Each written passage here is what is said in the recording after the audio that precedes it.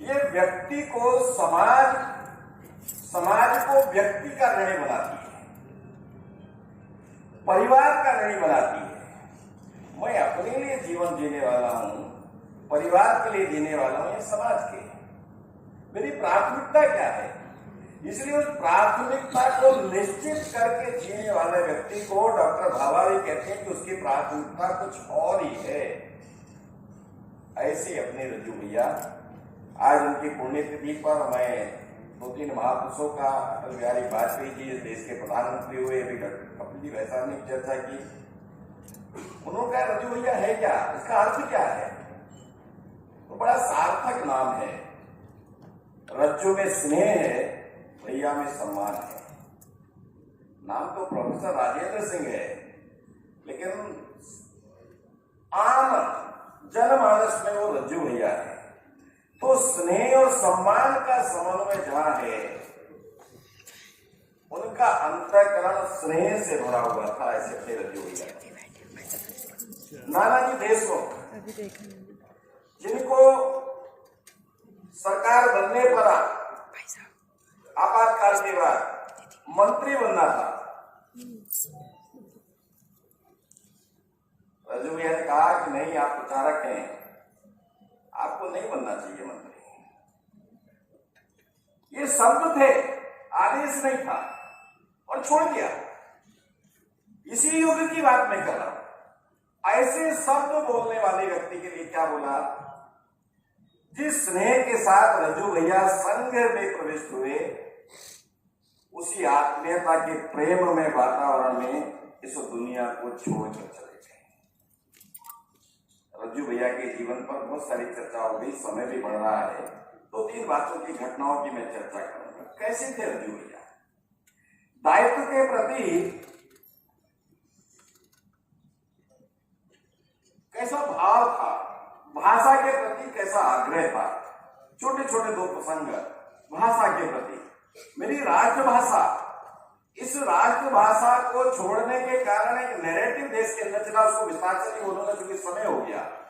Uncle और aunty ने हमारी संवेदनाएं, भावनाएं, रिश्ते, नाते सब खत्म कर दिए। बस का ड्राइवर भी अंकल हो गया, मेरे पिताजी का भाई भी अंकल हो गया, मेरा मामा भी अंकल हो गया। ये शब्द बोलते समय मन के अंदर कुछ संवेदना जागृत होती है क्या? इसी प्रकार आंटी आ गई। उस आंटी, मामी भी आंटी है, बुआ भी आंटी है। ये भाषा कैसा तुझ प्रभाव डालती है, कैसा एक नैरेटिव खड़ा कर देती है कि जीवित जागृत रिश्तों को मृत बना देती है।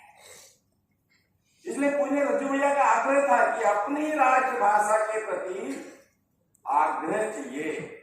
मदन लाल खुराना इस दिल्ली के प्रधानमंत्री थे, कोई सरकारी कार्ड था, उस कार्ड पर मुख्यमंत्री के हस्ताक्षर भी अंग्रेजी में थे। संयोग से मदन लाल जी मुझे रज्जू भैया से मिलने आए, उस कार्ड को देखिए पढ़ी रखा था, वो हंसी हंसी में चुटकी लेते थे, सीख देनी है। तो ऐसे विषय निकला, बात चर्चा होते होते कहा कि आजकल तो हमारे स्वयं सेवकों पर भी अंग्रेजियत हावी हो रही है। समझे नहीं, विषय क्लियर हुआ। तब मदन लाल जी ने अपनी मजबूरी बताई कि वो सरकारी प्रोग्राम था, उसमें ऐसा था। रज्जू भैया ने बड़े प्रेम से कहा, मदन लाल के हाथ में जो पेन था, हस्ताक्षर करते समय उसके लिए तो कोई मजबूरी नहीं थी, उसके लिए तो कोई संवैधानिक संकट नहीं था। मदन लाल की कलम तो हिंदी में हस्ताक्षर कर ही सकती थी। ये स्वयं मदन लाल खुराना जी का संस्मरण है। उन्होंने कहा कि उस दिन के बाद से मेरे हस्ताक्षर हमेशा हिंदी में मिले। एक और स्वयंसेवक आगरा का इस भाषा के कारण संकट में पड़ गया। मुझे रज्जू भैया को पता चला तो कैसे उस सामान्य स्वयंसेवक को संकट से निकाल कर समाधान तक ले जाना। संकट कैसा था? हम सब यहाँ अधिकार विद्यार्थी बैठे था, इसलिए मैं इस प्रसंग को सुना। MBBS किया ऐसे कॉलेज आगरा से, आगरा के स्वयंसेवक। उसके बाद MD करना था, शोध करना था, उसमें से तय किया मैं संघ का स्वयंसेवक हूं, हिंदी मेरी मातृभाषा है, मैं शोध कार्य हिंदी में करूंगा। भारतीय चिकित्सा परिषद नाम की जो संस्था थी उसके अंदर ऐसा कोई रूल नहीं था, उसके अंदर अंग्रेजी को ही मान्यता थी, लेकिन इसकी जिद थी और जिद में इन्होंने अपना शोध हिंदी में लिखा और वो अस्वीकार हो गया। ये विषय जब पूज्य रज्जू भैया तक पहुंचा तो उन्होंने उस डॉक्टर मुनीश्वर नाम है आगरा के, हम सब जान सकते हैं, समझ सकते हैं, उस व्यक्ति से पूछ सकते हैं। उस स्वयं सेवक को दिल्ली बुलाया, उसका सारा विषय समझा। पहले तो उसकी पीठ थपथपाई। क्यों थपथपाई? कि तुमने हिंदी में शोध लिखा। उसके बाद जैल सिंह तक से मिलने की व्यवस्था कराई।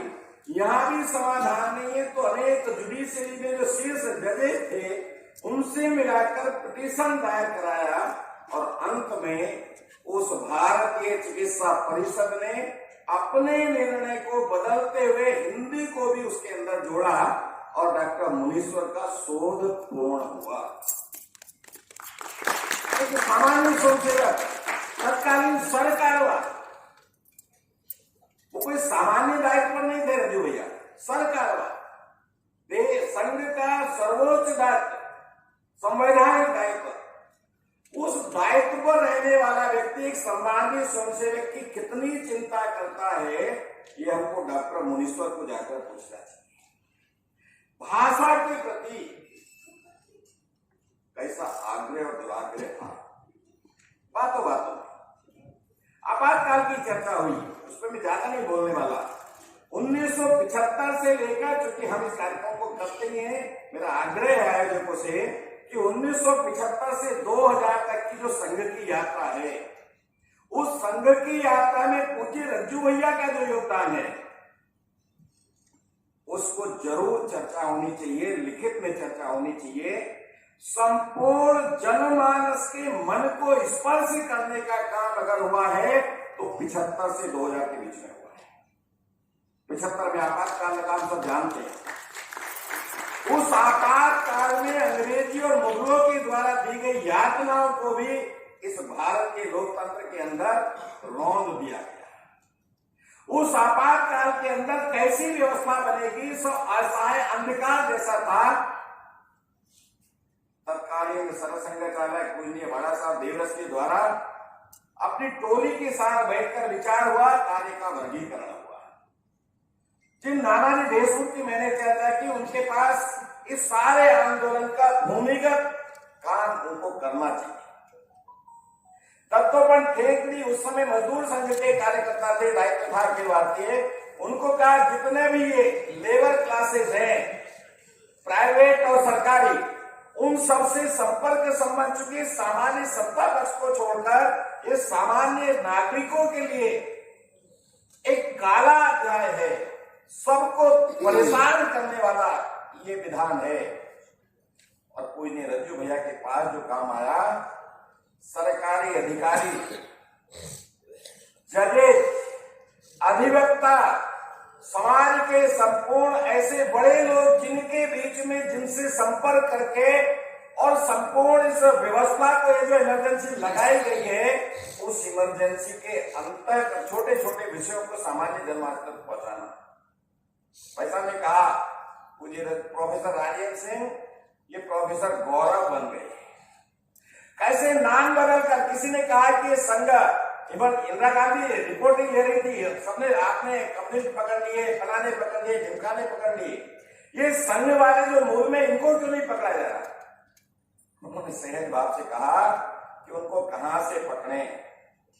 कोई मामा बनकर घर में बैठा है, कोई फूफा बनकर घर में बैठा है, ऐसे संबंध पारिवारिक जुड़े हैं, पता ही नहीं चलता कौन किसका मामा है, किसका भांजा है। ये जो पारिवारिक व्यवस्था संघ को कहते हैं ना, संघ की व्यवस्था है, पारिवारिक व्यवस्था है। अर्थात इस व्यवस्था में से 1,25,000 लोगों का सत्याग्रह, उसमें से भी 25,000 लोगों पर मिसा और 25,000 में से 19,000 पर संघ के स्वयंसेवकों पर मिसा। इतिहास में ऐसा वर्णन आता है 99,000 स्वयंसेवकों का सत्याग्रह 1,25,000 में था। उसके मूल में कौन थे? मुझे रज्जू भैया थे। 1981 के अंदर तमिलनाडु में मीनाक्षीपुरम में इस समाज का सामूहिक परावर्तन का काम प्रारंभ हुआ, उस सामूहिक परावर्तन से संपूर्ण देश हिल गया। उसके अंदर क्या करना चाहिए? विशेष संपूर्ण देश के अंदर जाना चाहिए। 1981 की एक घटना, उसके तुरंत बाद योजना रचना बनती है देश के अंदर भारत माता एकात्मता यात्रा। ये संघ के द्वारा सामान्य जनमानस को छूने वाला ये पहला संपूर्ण देश का व्यापक एक आंदोलन था, इसमें करने लायक है। उसकी सफलता के बाद 1984 में ये राम जानकी रथ यात्रा प्रारंभ हुई, और उस राम जानकी रथ यात्रा के बाद देश का वातावरण कैसा हुआ आप सब जानते हैं, उसकी मैं चर्चा नहीं करता क्योंकि समय हो गया। इसलिए मैंने कहा कि 1975 से 2000 तक उस विषय को पूज्य रज्जू भैया के उनके द्वारा सामान्य जनमानस को स्पर्श करने वाला ये कौन कौन से विषय उनके मस्तिष्क में आए, उन विषय का क्रियान्वयन किस प्रकार हुआ,